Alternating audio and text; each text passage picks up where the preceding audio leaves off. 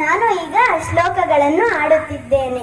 ಮನೋಜವಂ ಮಾರುತ ತುಲ್ಯ ವೇಗಂ ಜಿತೇಂದ್ರಿಯಂ ಬುದ್ಧಿಮತಾಂಗರಿಷ್ಠಂ ವಾತಾತ್ಮಜಂ ವಾನರಯೋಧ ಮುಖ್ಯಂ ಶ್ರೀರಾಮದೂತಂ ಶಿರಸಾ ನಮಾಮಿ.